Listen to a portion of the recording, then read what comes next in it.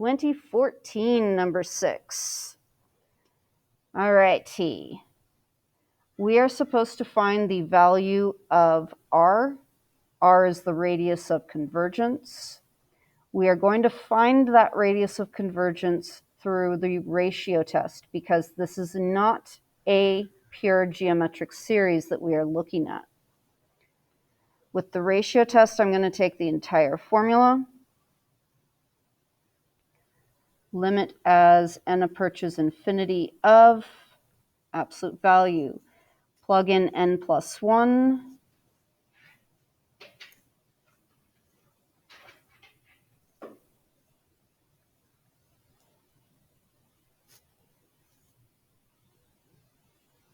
and then divide by the nth term, so multiply by the reciprocal.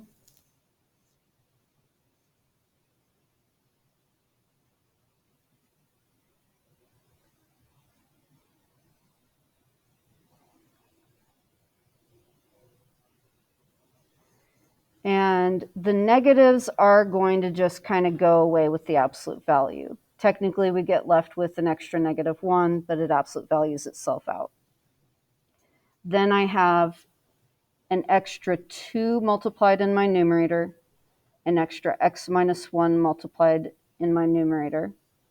And when I solve the limit as n approaches infinity, the ratio of n over n plus 1 will approach 1, which means the answer to that limit is 2 times the absolute value of x minus 1, because that's all that is left over with the times 1 of the limit.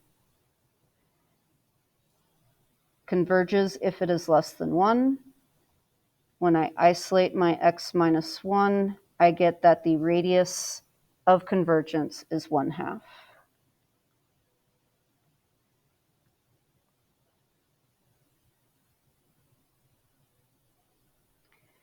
Part B, we are to find the first 3 non-zero terms and general term for f prime.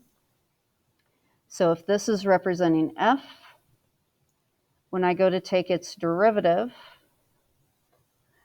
I want to remember that all of this is a constant multiple. So it's just going to stick around. And if I'm differentiating with respect to x, then I'm really just differentiating this blah to the nth power, which is n times blah to the n minus 1, shove the baby in and multiply by its derivative, but its derivative is 1, so I'm not going to bother multiplying by 1.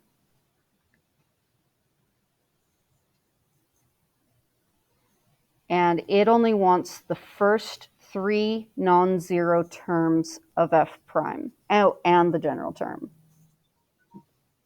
So the sigma, before I took the derivative, started at n equals 1. If my first term was a constant, then when I plug in n equals 1 now, I'm going to get 0. Or some, I'm going to get, I'm trying to remember off the top of my head, I'm going to see that there's something wrong.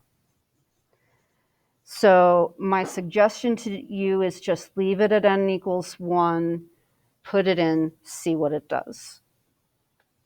So my f prime of x is equal to, let me see, when I plug in 1, I'm getting that 0. That's, oh, hey, look at that cancellation. Oh, I love you. Positive 2. Am I correctly plugging in them? Okay. Then n equals 2. For n equals 2, I'm going to get negative, and then I'm going to get a 4 and an x minus 1 to the power of 1. Then I'm plugging in n equals 3.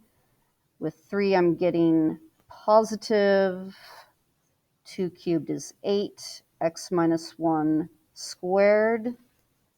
And how many terms did it say? All right, and the general term. Plus dot, dot, dot, plus. And then all I'm going to do is rewrite that formula. Negative 1 to the n plus 1 times 2 to the n, x minus 1, and did the n match on that? Nope, n minus 1. So there are a couple different ways you can write the general formula. If you don't write it this way, if you want to write it where x minus 1 has an n exponent, you have to add 1 to all of the n's. So then this becomes 2 to the n plus 1. Now, if I add 1 to this n, I get n plus 2, but negative 1 to the n versus n plus 2, same thing. So that would be an acceptable formula for the general term as well. Alrighty, so that was part B, then part C. The Taylor series for f prime about x equals 1 is a geometric series. What? Woo! How exciting. So we are going to find the function f prime.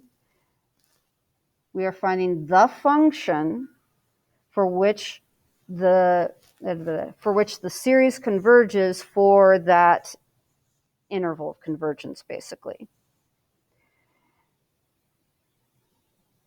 So I'm going to go ahead and I'm just going to use this formula since I've already got it set aside.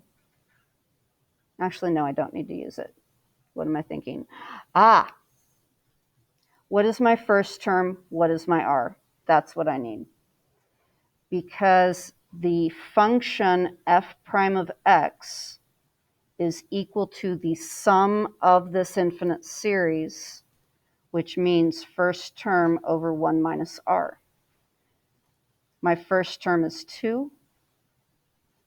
And if I want to know what r is, take the second term and divide it by the first term. So there's my r.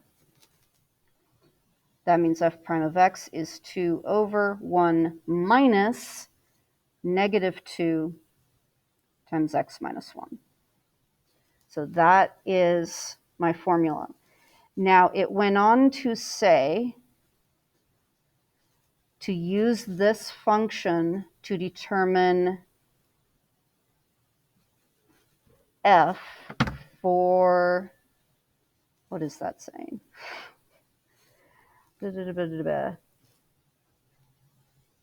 Use this function to determine f. Oh, in other words, integrate.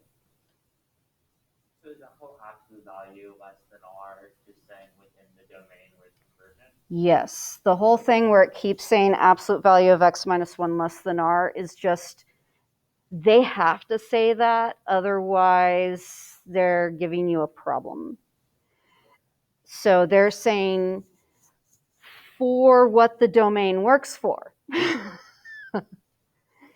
And so all I need to do is integrate this function to get my f of x. And the integral, let me rewrite this. So we've got 1 plus 2x, and then plus 2 will make this a 3. So I'm actually integrating this formula. I've got constant multiple 2. I've got u substitution of the entire denominator. If I integrate 1 over u, I will get the natural log of the absolute value of u. But keep in mind that in the u substitution, you also had to look at the derivative. And that derivative creates an extra times 1/2. And then I'm putting the u back in. Now, I'm not putting the plus c in. I'm just looking at, I am getting this function out of the integral.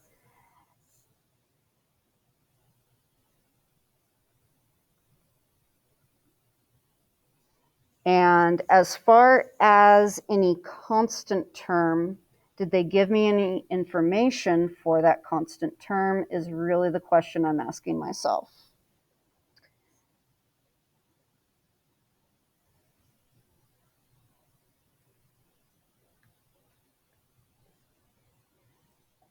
This was the original formula for f. If I plug in n equals 1, I'm going to get the first term of the f of x series. And when I plug in n equals 1, I'm going to get an x to the 1 power. My constant is 0. And so that was my double check on, do I need to deal with plus c? And I've got the function. And I believe that was the entire problem. And a question? So when it says, like make a geometric series, what do you do?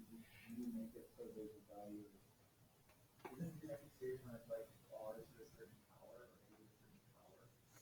Yeah, your geometric series is some first term times r to the n power, provided you start at n equals 0. Okay, I think the derivative of that is a or 1 minus r. To take the derivative of it, you need to have a variable of a function in there. And right now, this is just a generic formula that can be used for a series of constants where there is no variable, it's just a number, or it can be therefore a representation of an entire function. So you would need to have a function in there to do derivative. Does that answer your, okay. Any other questions on this? Good problems, huh? And I'm stopping the video.